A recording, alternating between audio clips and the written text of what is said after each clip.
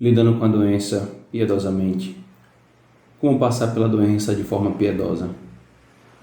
A doença é algo comum a todos os seres humanos. Todos nós já fomos ou seremos acometidos de alguma doença. Talvez você esteja passando por uma agora. Ou talvez alguém muito amado próximo a você esteja, neste exato momento, sofrendo sobre uma doença. Se tem uma coisa que nos tira o chão é lidarmos com a falta de saúde, remédios, hospitais, pronto-socorros e o medo. Quando isso é com alguém que amamos, nossa alma se perturba ainda mais. Preferíamos que fosse conosco, ao nosso ente querido.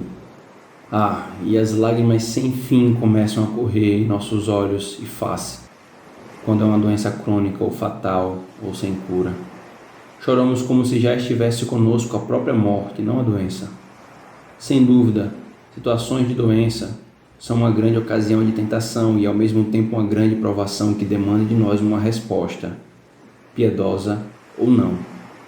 Sendo algo tão comum, tão dilacerador para a nossa alma, em uma grande provação, devemos nos perguntar o que Deus nos diz em sua palavra sobre isso. Devemos entender corretamente a doença e nossa lida com ela. E não me refiro aqui ao entendimento médico e patológico. Obviamente que isso deve ser feito. Mas me refiro ao que está por trás da doença e ao nosso coração.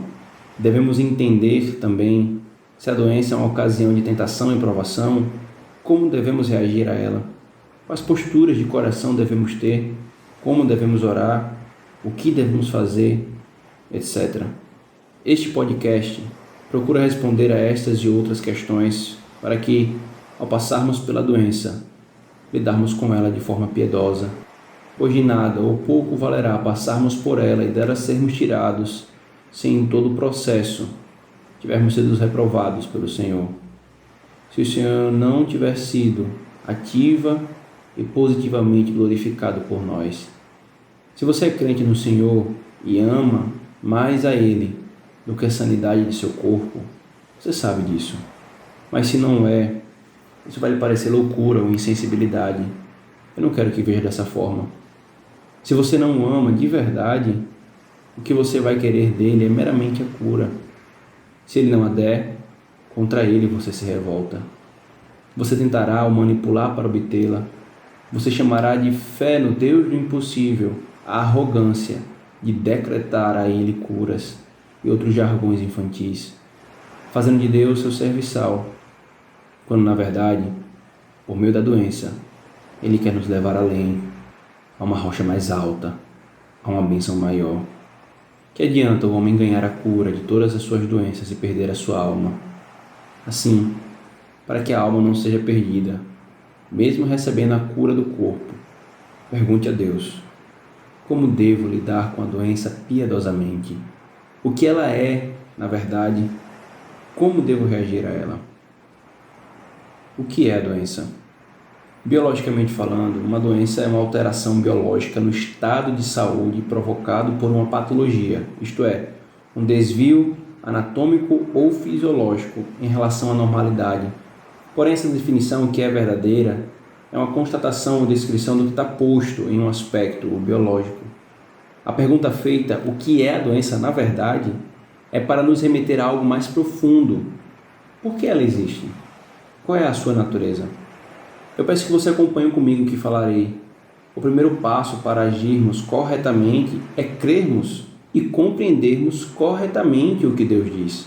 Sobre o engano, erros e distorções, não se constrói a verdadeira piedade prática. Portanto, é importante nos perguntarmos isso para então, em seguida, sabermos como agir a partir desses fatos. Quando Deus criou o mundo, um dos refrões da narrativa histórico-temporal de Gênesis foi: e viu Deus que era bom. Deus criou um mundo bom. Não havia nada mal ou miserável nesse mundo. O que saiu das mãos do bom Criador foi uma criação boa e agradável. Fomos criados em um estado original bom. Todavia, a doença não é algo bom. A doença não fazia parte da criação original do Senhor. De onde ela vem, então? Com o nosso pecado e rebelião, recebemos as consequências de não querermos a vida prometida por Deus. Recebemos, então, a morte e tudo o que vem com ela, por exemplo, o medo, e tudo o que leva a ela, por exemplo, a doença. Fomos tirados do estado original e lançados no estado de pecado e miséria. E aqui está a doença. Ela é uma das misérias que recebemos por termos desprezado a vida em nosso pai Adão. Ou seja, a doença e o pecado andam lado a lado. Não, isso não quer dizer que se você está doente é porque você pecou no dia tal. Não é isso. Mas é porque o pecado é mau e desfigurou a boa criação do Senhor, a doença veio montada no pecado. Na Bíblia são mencionadas as seguintes causas de doenças. As que são meramente de causas naturais, por exemplo, Lucas 8:43. Outras que é destacado uma direta ordem do Senhor como punição à ocasião para manifestação especial da sua glória, por exemplo, segundo Reis 20:1 e diversas outras ocasiões. Outras são causadas por demônios, por exemplo, Lucas 13:11. E ainda outras em razão da confusão em nossa alma que afeta o nosso corpo, por exemplo, o Salmo 32 e o Salmo 38 nos descrevem tais situações. Todas elas, porém, são desvios do padrão de corpo bem ordenado que o Senhor criou. Mas há também os relatos de curas dessas doenças. Eu não me refiro aos relatos de curas por meios naturais, os quais o Senhor deu aos homens como manifestação de sua misericordiosa bondade. Eu me refiro às curas miraculosas, sem o uso dos meios ordinários ou naturais. E especialmente quero chamar sua atenção para as curas operadas por Cristo. O que elas significavam? Entender isso é importante, porque uma visão errada tem sido alimentada por uma má interpretação desses fatos. E porque, ao lidarmos com doenças, o que desejamos é a cura. Uma verdade muito importante nos é falar da parte das curas de Cristo. O que primeiro deve ser dito é que, sim, um grande sim, Cristo efetivamente curou por meios não naturais ou sobrenaturais. Homens ímpios e servos de Satanás, escravos da razão autônoma, negam isso. Eles procuram justificar tais curas de diversas formas. Por exemplo, Jesus sabia tratamentos medicamentosos que eram desconhecidos à época, e vários outros tipos de tolice, tudo para diminuir ou negar o fato da cura efetiva operada por Cristo. Cristo e seus apóstolos curaram efetivamente. Em segundo lugar, o que significavam essas curas? Essa pergunta é fundamental porque, uma vez relatadas nas Escrituras, essas curas nos revelam o Evangelho de Cristo e algo sobre o seu próprio ser.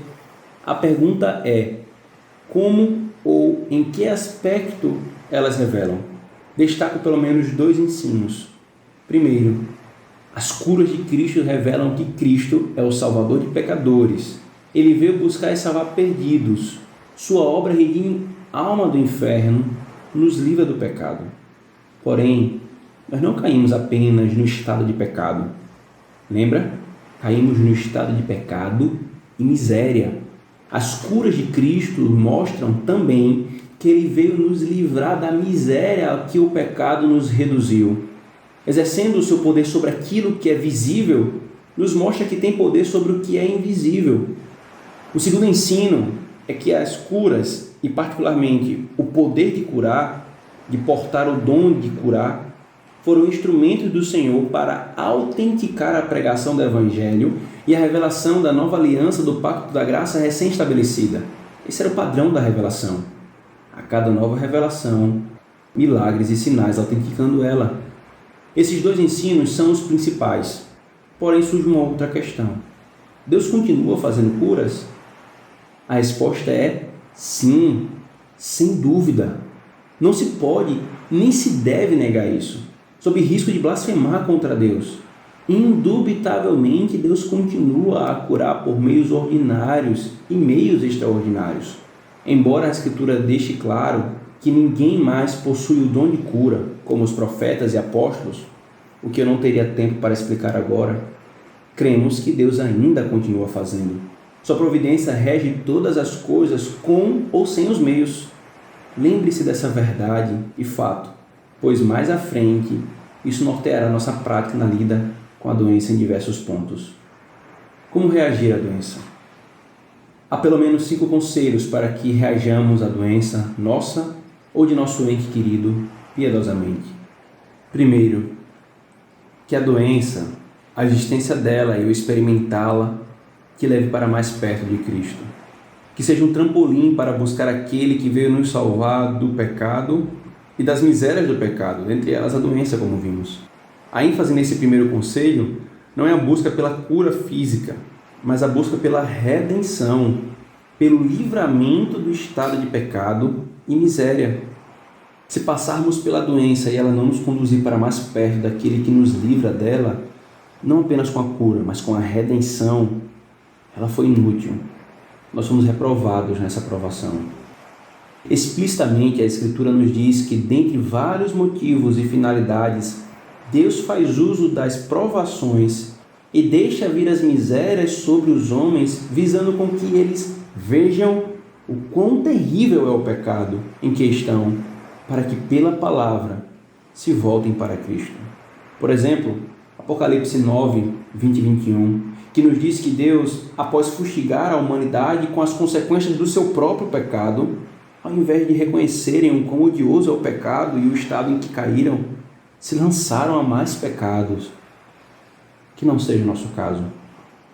Segundo conselho, busque a cura em oração. Aqui precisarei fazer algumas explicações importantes. Busque a cura em oração. É a implicação natural do que foi falado por último no tópico anterior. Deus tem poder para curar. Então temos de clamar a Ele. Ele se apresenta como aquele que tira o homem da cova, não somente na ressurreição, mas da própria doença. Quando Cristo esteve entre nós, Ele mostrou que é dele que devemos buscar a cura. Então, creia que Ele tem poder. Clame a Ele, não clame ao outro. Não duvide. Ore e não deixe de pedir por isso. Ele é um Pai gracioso para aqueles que são seus filhos. Ele ama responder às orações. E sua glória também é vista ao respondê-las. Se quer mais encorajamentos para fazer isso, veja os Salmos. Quando o salmista esteve doente, como ele buscou ao Senhor. Veja o rei Ezequias. Veja os doentes nos dias de Cristo clamando: Jesus, filho de Davi, tem compaixão de mim. Siga a mesma trilha com fé. Dito e enfatizado o máximo que posso nesse ponto, eu preciso fazer uma explicação mais detalhada por causa do abuso ou distorção que é feito dessa verdade. Deus ordena que clamemos a Ele pedindo cura. Porém, mesmo ordenando, mesmo tendo feito com outros e mesmo crendo que Ele pode, isto é, que Ele tem poder para fazer, nada na Escritura nos dará certeza de que Ele indubitavelmente fará comigo em meu caso. Perceba a diferença. Não há aqui uma negação de que Ele pode fazer comigo. A questão é se Ele vai indubitavelmente fazer. A esperança correta e bíblica é: Ele pode fazer, por isso clamarei a Ele. A esperança infantil e tola se aproxima de Deus desconsiderando o que Ele fala de si mesmo, e essa diz: Ele vai curar sem a menor sombra de dúvida. A incredulidade diz: Deus não pode fazer. A fé não bíblica e infantil diz: Deus vai fazer, eu determino. A fé madura diz: Ele pode fazer, Ele tem poder, eu vou clamar a Ele e me colocar debaixo de sua vontade. Se Ele der, Ele é bom, pois não mereço. Se não der, Ele continua sendo bom. Essa é a fé que verdadeiramente ora: faça-se a tua vontade, assim na terra como no céu. Essa é a fé que se aproxima como o leproso se aproximou de Cristo, em Mateus 8, 2 e 3. Um leproso, aproximando-se, adorou-o de joelho e disse: Senhor, se quiseres, podes purificar-me. Jesus estendeu a mão, tocou nele e disse: Quero, seja purificado. Imediatamente ele foi purificado da lepra. Quão maior é a visão de Deus que essa fé tem. O leproso não chegou com arrogância odiosa: eu determino, tu tens que me curar, eu ordeno, Deus, eu não aceito a doença. Não. Crendo que Ele tem poder para fazer, essa fé diz: se quiseres, podes purificar-me.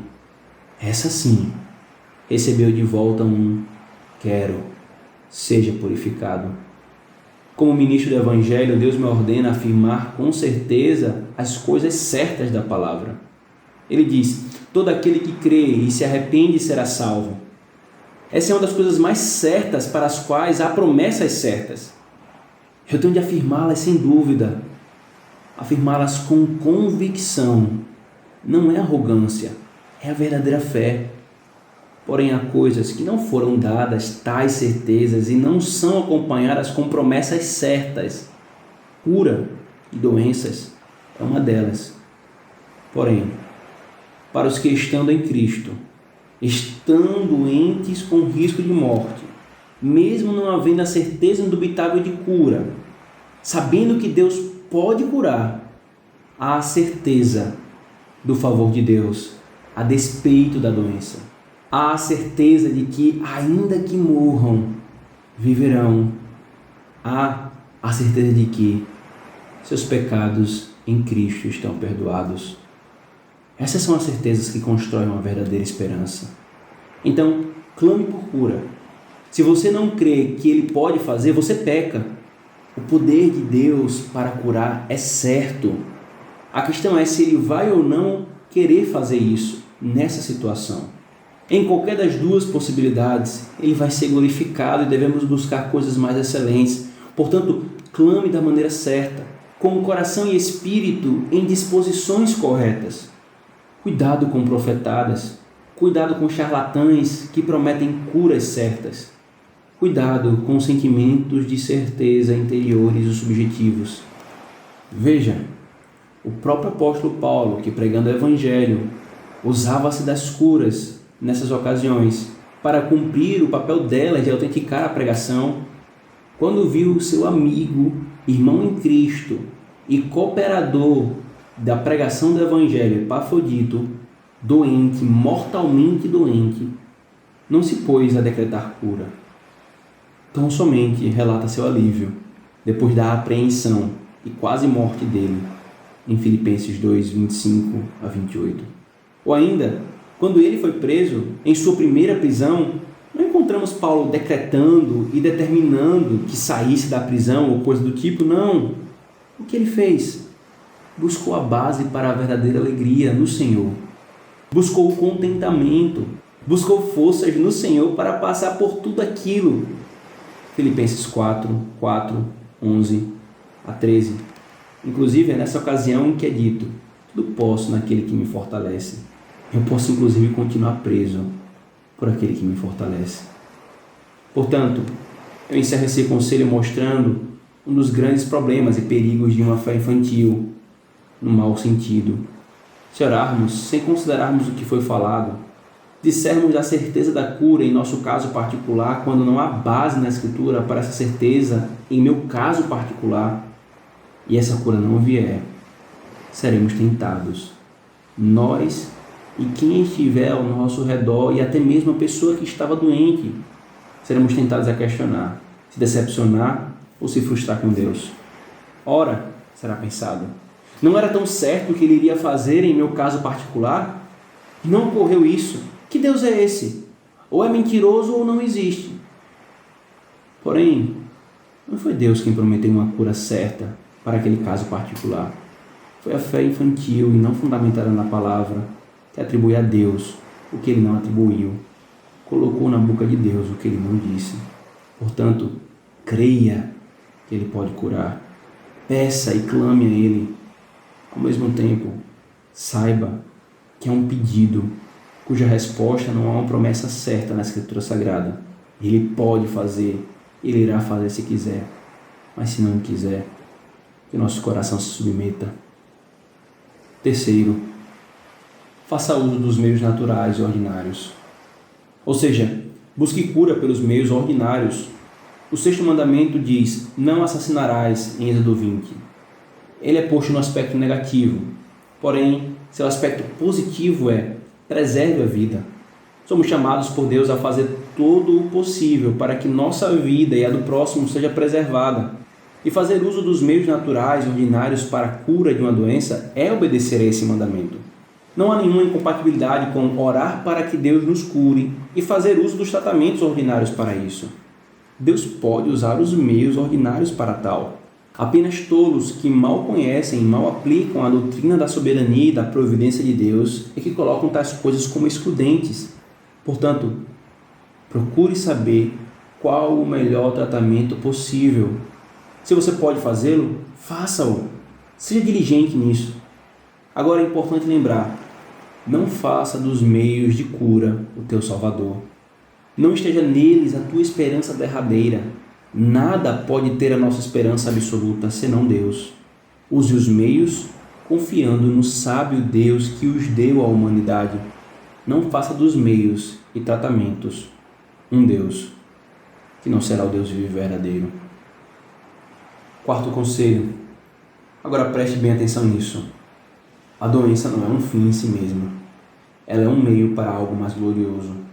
E mais glorioso que a cura física milagrosa é ter o coração tratado e moldado pelo Senhor.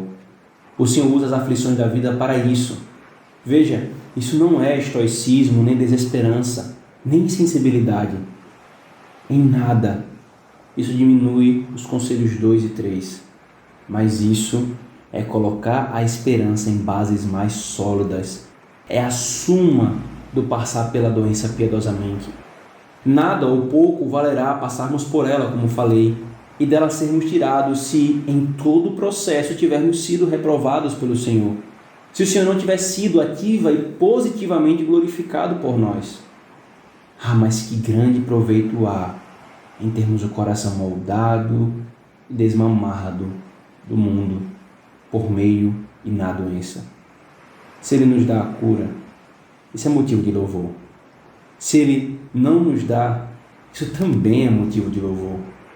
Se o nosso fim principal é glorificar a Deus, isso deve nos afetar até mesmo na lida com a doença.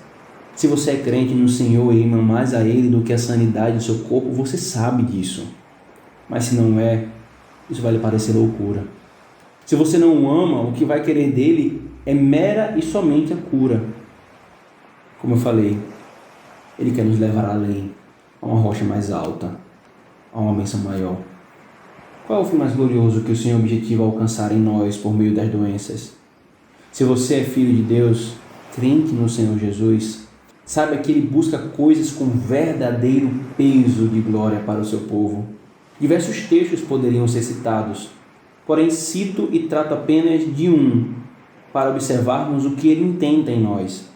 E o texto é Romanos 8, 17 a 29. Em Romanos 8, Paulo trata da obra do Espírito Santo nos crentes em Cristo.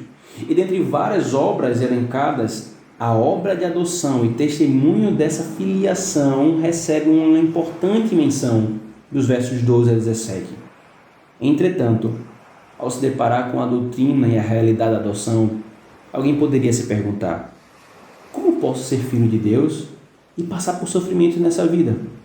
Os falsos mestres e falsos profetas estão dizendo que não é possível isso. Mas o ensino do apóstolo Paulo destrói essa arrogância. Paulo disse que é exatamente porque somos filhos que sofremos. Porque o sofrimento tem papel importante em nossa filiação. Não é o sofrimento pelo sofrimento aqui. Não. É o processo e o trabalhar de Deus por meio dele. No versículo 17, Paulo diz: ora, se somos filhos de Deus, somos também herdeiros, herdeiros de Deus e co-herdeiros com Cristo. Se com Ele sofremos, também com Ele seremos glorificados.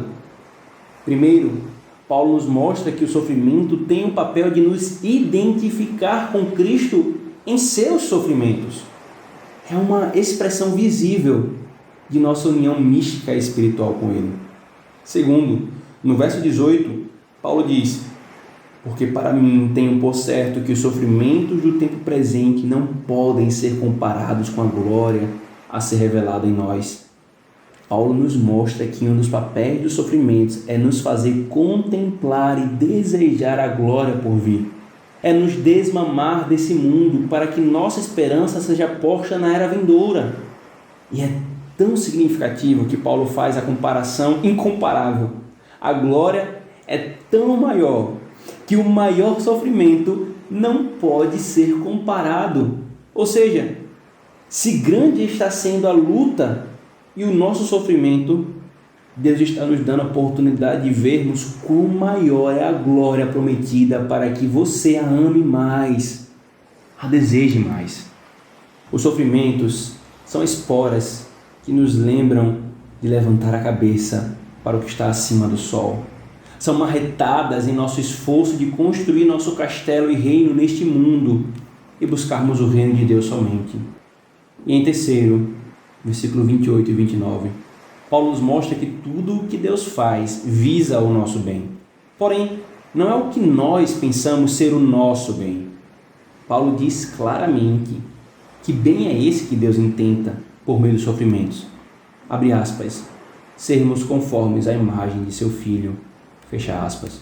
Os sofrimentos são a moldura e a forma de Deus para nos conformar à sua imagem, à imagem de seu Filho. Quando os sofrimentos são enviados sobre o seu povo, um crente nele, é como um perfumista ou um jardineiro revolvendo as essências e as pétalas. Delas, do amassá-las, do triturá-las, sai o bom perfume de Cristo. Porém, as mesmas ações sobre os ímpios que não creem nele são como a mão de um gari revolvendo o lixo e o esgoto. Só sobe o mau cheiro da blasfêmia e obstinação. A doença é um sério sofrimento. Portanto, considere alguns desses propósitos ao lidar com ela. Busque e ore para vê-los cumpridos em ti. Então, somente assim, nós glorificaremos a Deus. E quinto e último conselho, faça o autoexame para saber se você tem a verdadeira cura. Aqueles que nos dias de Cristo sob a terra receberam tão somente a cura física, vieram a morrer por outra doença ou causa, e a cura foi só isso, o experimentar de um benefício no corpo. Porém, aqueles que por meio da doença ouviram não somente estás curado, mas também a tua fé te salvou, ou os teus pecados estão perdoados, esse adormeceu novamente de outra doença, morreu e recebeu o maior de todos os benefícios. Uma das curas que mais representa esse fato é a cura do paralítico que foi descido pelos seus amigos através de um telhado, pois o acesso até Jesus, que estava dentro de uma casa, era difícil, conforme relatado em Lucas 5, a partir do versículo 18. O paralítico desceu ali na frente de Cristo. O que o paralítico queria? O que ele mais precisava? Rapidamente diríamos da cura da sua paralisia. Porém, a primeira coisa que Jesus disse àquele homem foi: vendo a fé que eles tinham, disse Jesus: homem, os teus pecados estão perdoados. Lucas 5:20. E somente depois, a fim de mostrar o seu poder como Deus homem de perdoar pecados, ele cura o paralítico de sua doença física. A doença da alma é mais importante que a doença física. Portanto, faça com que sua doença física ou a de seu parente querido seja uma ocasião de saber se você tem a verdadeira cura. É se referindo a essa doença que Jesus disse de si mesmo. Ouvindo isso, Jesus disse: não são os que têm saúde que precisam de médico, mas sim os doentes. Pois eu não vim chamar justos, mas pecadores. Mateus 9, 12 e 13. Você está em Cristo? Sua alma está curada? Ele tratou o teu coração? O autoexame também é necessário a fim de que você perceba, se você for crente, o que Deus está tratando. Uma doença pode ser enviada por diversas razões. Sempre haverá uma. O erro de alguns é pensar que ou não há razão alguma, é meramente ocasional, ou é sempre e somente uma razão. Porém, não é tão simples assim. O autoexame busca exatamente sondar a complexidade da providência de Deus. Deus pode enviar uma doença para nos disciplinar e castigar algum pecado, sim, como é o caso de Davi, com a doença do filho que teve com Batseba em adultério, o caso do rei Ezequias e tantos outros casos. Ou pode enviar uma doença tão somente para nos ensinar mais alguma verdade sobre ele, como foi o caso de Jó, que é dito que era um homem piedoso, Mas mesmo assim Deus enviou males e doenças para que ao final Jó pudesse dizer: antes eu te conhecia só de ouvir falar, mas agora os meus olhos te veem. Ou pode enviar tão somente para revelar o que é em nós, em nosso coração, e mostrar com clareza solar a nossa necessidade dele e de sermos tratados por ele. Um exemplo bem básico. A doença pode nos mostrar e fazer ver que não somos ou não estávamos sendo verdadeiramente gratos pela saúde de outrora. A falta de gratidão em nós é revelada.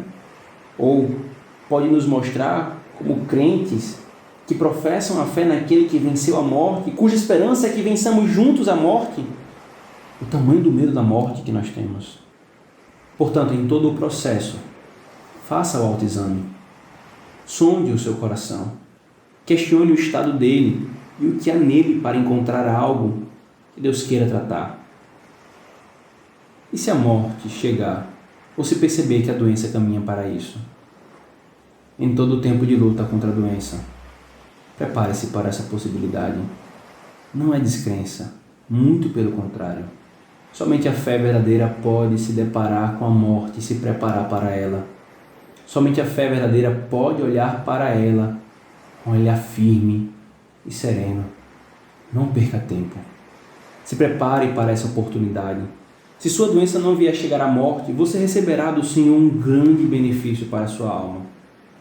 Se chegar, você foi preparado para ela e verá o quão bom foi tal preparação. Se chegar à morte ou uma doença caminha para isso, se for você quem luta com a doença, eu recomendo que você leia ou que leiam para você e medite na carta do pastor Thomas Brooks a uma amiga que estava no leito de morte, que em português está sob o título Conselhos para enfrentar a morte piedosamente, disponível na internet. Que profundidade, que preparação para a morte. Depois de ler essa carta, você a olhará com outros olhos.